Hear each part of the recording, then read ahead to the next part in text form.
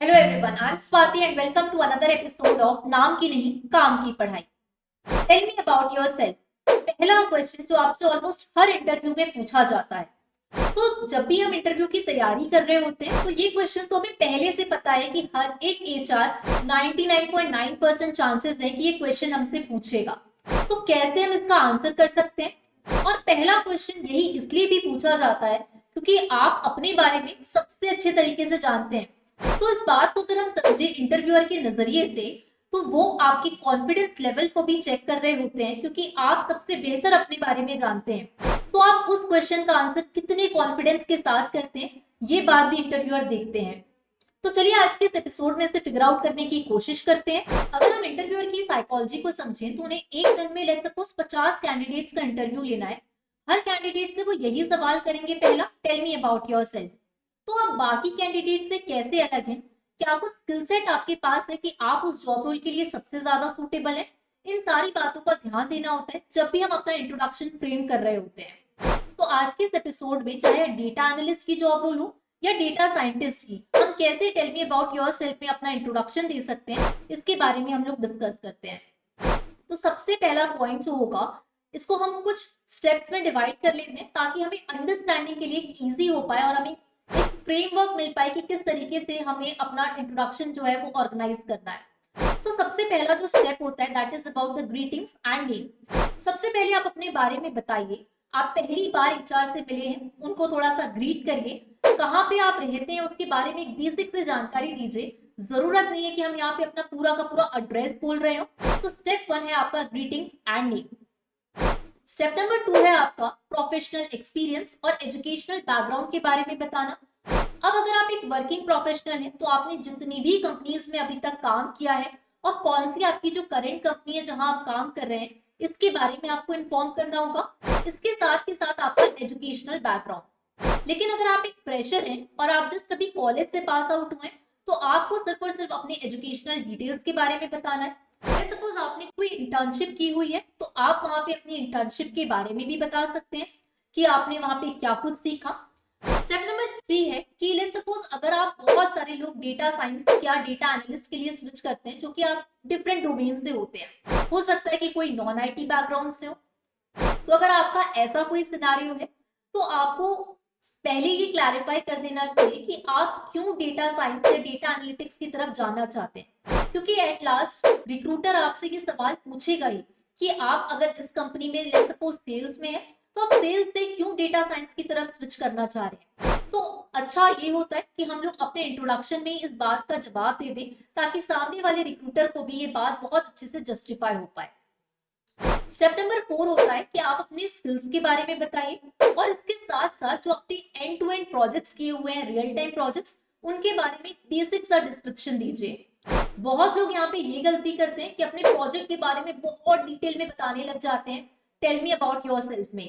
तो हमें वो गलती नहीं करनी है, हमें यहाँ पे एक बेसिक सा डिस्क्रिप्शन दे देना है ताकि अगर अगला क्वेश्चन एचआर को करना हो हमारे प्रोजेक्ट्स के रिगार्डिंग तो वो वहां से हमसे क्वेश्चन फ्रेम कर सकते हैं। नेक्स्ट स्टेप आपका होता है कि आप वहां पे अपने अचीवमेंट्स, सर्टिफिकेट्स या फिर आपको कोई अवार्ड मिला है उसके बारे में आप यहाँ पे बता सकते हैं।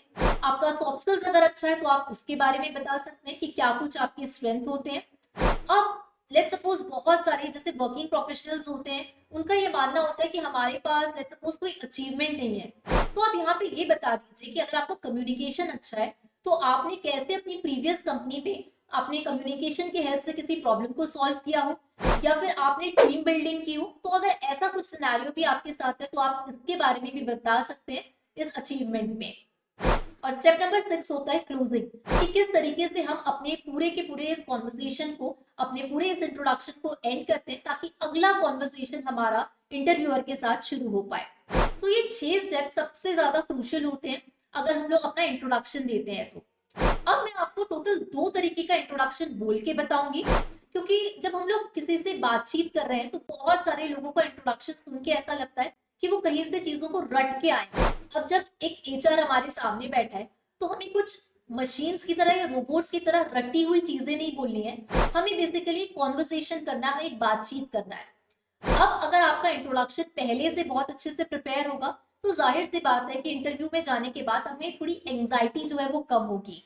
तो हमें वहां पे चीजों को समझा के बहुत ही आराम से इन चीजों को बोलना है, क्योंकि वहां पे ज्यादातर आजकल इंटरव्यू जूम पे होते हैं, तो वहां पे हमारा फेशियल एक्सप्रेशन भी काफी इंपॉर्टेंट होता है जब हम चीजों को बता रहे होते हैं।